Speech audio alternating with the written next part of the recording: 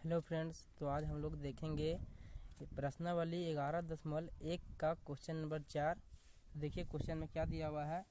आधार 8 centimetre तथा ऊंचाई 4 centimetre के एक समद्विबाहु त्रिभुज की रचना कीजिए और फिर एक और त्रिभुज की रचना कीजिए जिसकी भुजाएं इस समद्विबाहु त्रिभुज की संगत भुजाओं की एक बटा दो गुनी हो। ठीक है, तो यह क्या बोल रहा है।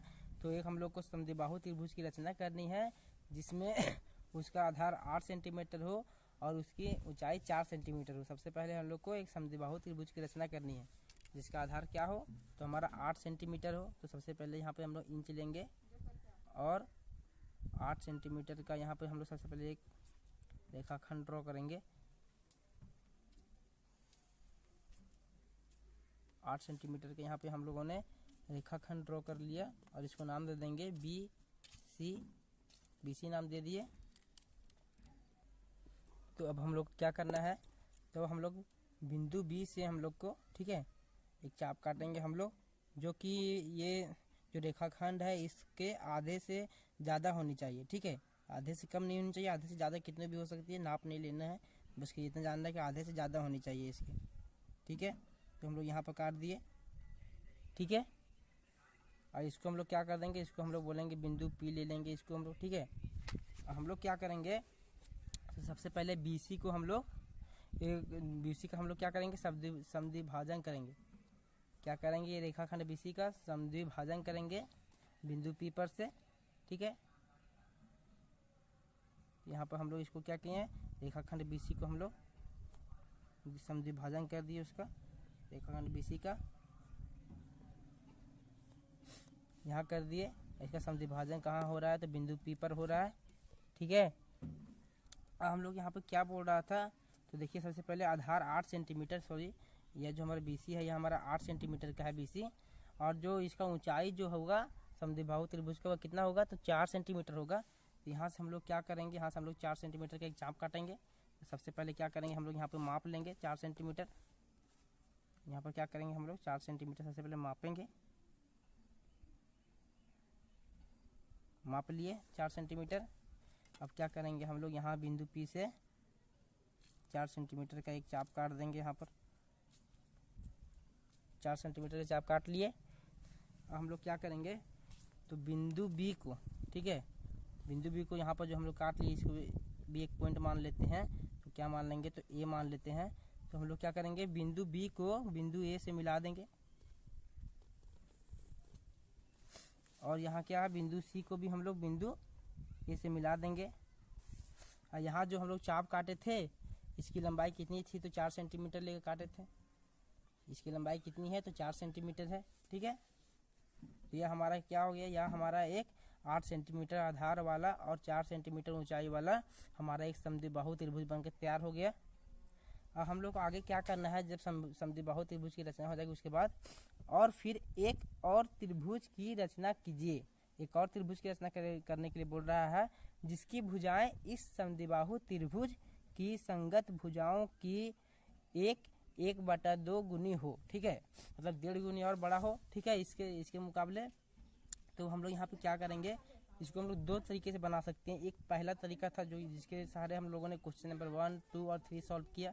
इसमें एक नया तरीका है, उसको हम लोग अब देख सकते हैं। तो सबसे पहले इसके लिए हम लोग को क्या करना है, यहाँ जो 1/2 दिया है इसको हम लोग को सबको सिंपल फॉर्म में लाना है। तो सबसे पहले देखिए यहाँ पर 1/2 है। ठीक है, इसको हम लोग कैसे करेंगे, 2 एकम 2 और 1 जोड़ दिए तो 3/2, इसको 3/2 हमारा आ गया यहाँ पर। और हम लोग यहाँ पर क्या करेंगे, देखिए, तो यह जो हमारा छोटे वाला त्रिभुज है इससे हम लोग को, यह जो हमारा छोटे वाला समद्विबाहु त्रिभुज है इससे हम लोग को क्या होना चाहिए, तो एक और जो हम लोग त्रिभुज बनाएंगे उसकी संगत भुजाएं 1/2 गुनी बड़ी होनी चाहिए। इसका मतलब क्या, तो 3/2 गुनी बड़ी होनी चाहिए। तो सबसे पहले हम लोग क्या करेंगे, इसका आधार 8 सेंटीमीटर है। ठीक है, छोटे वाले त्रिभुज का आधार 8 सेंटीमीटर है। तो हम लोग क्या करेंगे, 8 सेंटीमीटर में हम लोग 3/2 को हम लोग गुना कर देंगे। ठीक है, तो ये देखिए हमारा क्या आ जाएगा, तो हम लोग 2 चौके 8 और 4 तिया 12। तो इसका मतलब क्या होगा, उसका एक और जो त्रिभुज बनेगा उसका जो आधार होगा इसका आधार 8 सेंटीमीटर है, और एक और जो हमारा त्रिभुज बनाएंगे उसका जो आधार होगा हमारा 12 सेंटीमीटर होगा। ठीक है, तो हम लोग क्या करेंगे, अब यहाँ पर 8 सेंटीमीटर तो पहले से हमारा आधार खींचा हुआ है, तो इसको क्या करेंगे हम लोग 4 सेंटीमीटर इसको हम लोग और बढ़ा लेंगे, जो कि हमारा 12 सेंटीमीटर हो जाएगा। 4 सेंटीमीटर हम लोग बढ़ा लिए, और इस पॉइंट को नाम दे दिए हम लोग सी डैश। ठीक है, और यह जो यहाँ से यहाँ तक आधार हो गया हमारा जो फर्स्ट वाला समद्विबाहु त्रिभुज उसका, और जो एक और हम लोग त्रिभुज की रचना करेंगे उसका जो हमारा आधार है सो हमारा यहाँ से यहाँ तक है। कहाँ तक, तो बी से सी डैश तक है हमारा। ठीक है, ये हमारा क्या हो जाएगा, यहाँ से यहाँ तक हमारा 12 सेंटीमीटर हो जाएगा। तो हम लोग यहाँ पे सीधे क्या करेंगे, पहले के ही जैसा क्या करेंगे, तो हम लोग यहाँ पर एक चाप काटेंगे, कोई भी नाप का। देखिए यहाँ से हम लोग यहाँ पर एक चाप काटेंगे, और वही साइज का चाप हम लोग यहाँ से भी काटेंगे, जो साइज का हम लोग वहाँ काटे। क्यों, क्योंकि हम लोग जो यहाँ पर हमारा AC जो हमारा रेखाखंड है इसके समांतर रेखाखंड हम लोग को यहाँ पर खींचना है। ठीक है, तो जो साइज का हम लोग यहाँ पर चाप काटे वो साइज का चाप हम लोग यहाँ पर भी काटे हैं। ठीक है, और हम लोग इस चाप को नाप लेंगे। ठीक है, और सेम जिस इसको यहाँ से नाप लिए,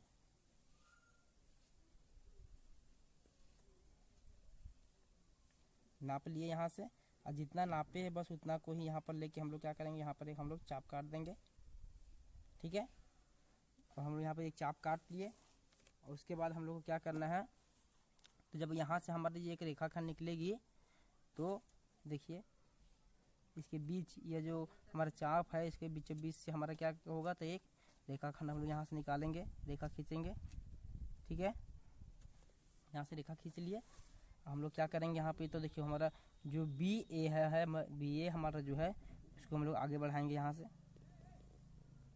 ठीक है, तो ये यहाँ पर जाकर मिल गई हमारे, इसको हम लोग A डैश मान लेंगे।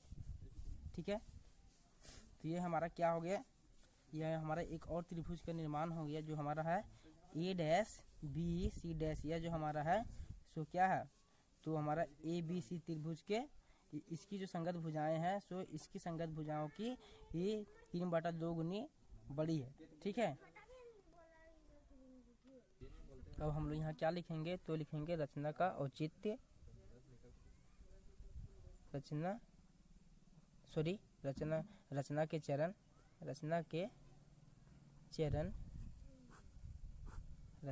में हम लोग फर्स्ट में क्या लिखेंगे, जो हम लोग यहाँ पर रचना की हम लोग को उसी को लिखना है।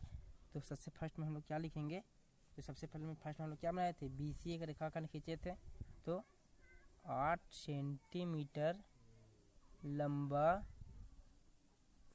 एक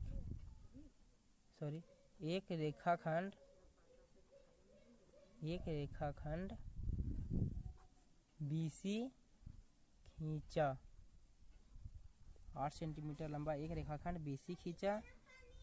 और दूसरा हम लोग उसके बाद फिर हम लोग क्या किए, 8 सेंटीमीटर रेखाखंड खींचने के बाद हम लोग क्या किए, तो हम लोग रेखाखंड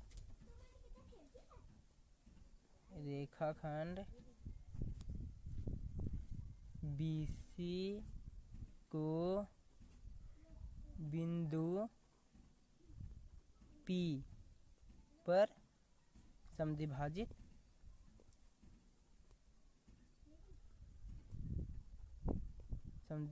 किए। क्या किए, तो रेखाखंड BC को बिंदु P पर क्या किए, तो समद्विभाजित किए हम लोग। ठीक है, समद्विभाजित किया।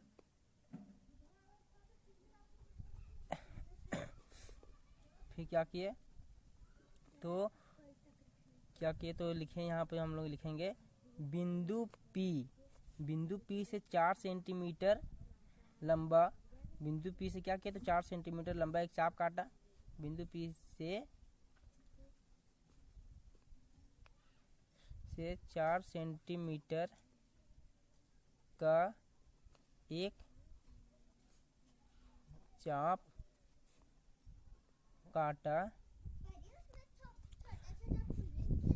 काटा, जिसे बिंदु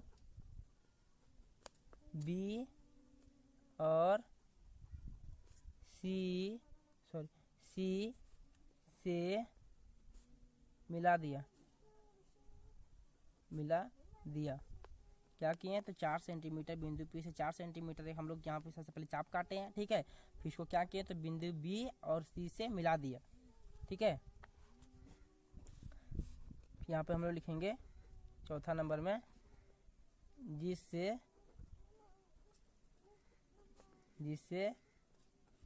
हमारा एक क्या, तो 8 सेंटीमीटर आधार और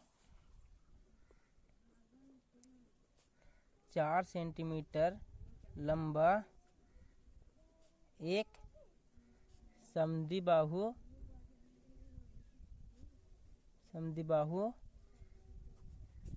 त्रिभुज का निर्माण हुआ।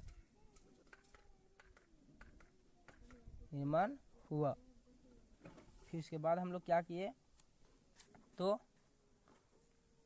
5 नंबर में हम लोग क्या लिखेंगे, तो लिखेंगे BC, जो रेखाखंड हमारा BC है, रेखाखंड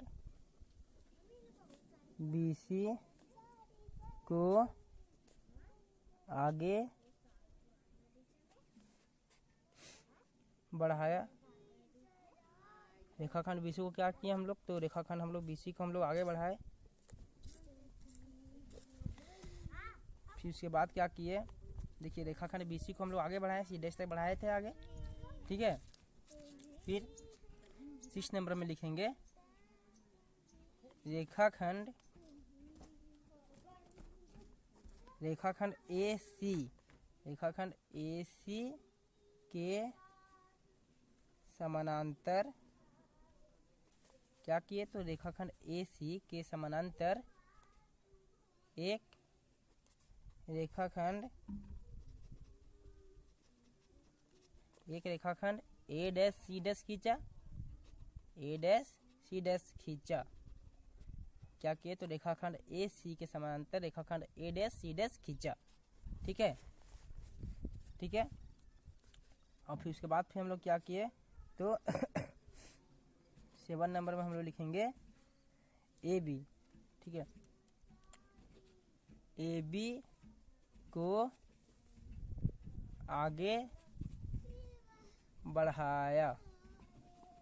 क्या किए, तो यह हम लोग AB को हम लोग आगे बढ़ाए, ठीक है, बढ़ाए, जिससे एक नए त्रिभुज A डैश B और C डैश का निर्माण हुआ,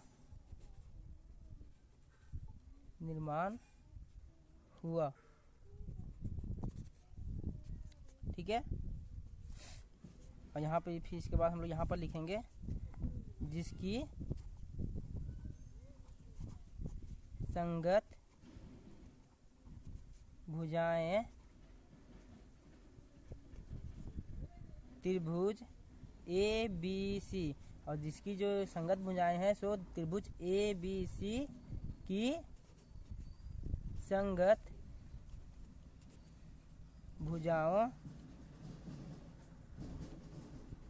भुजाओं की कितनी है, तो 3/2 गुनी या 3/2 गुनी, या फिर हम लोग बोल सकते हैं 1/2 गुनी है, ठीक है। तो इसको हम लोग ऐसा भी लिख सकते हैं, देखिए यहाँ पर त्रिभुज A dash B C dash, ठीक है। त्रिभुज A dash B C dash बराबर है किसके, तो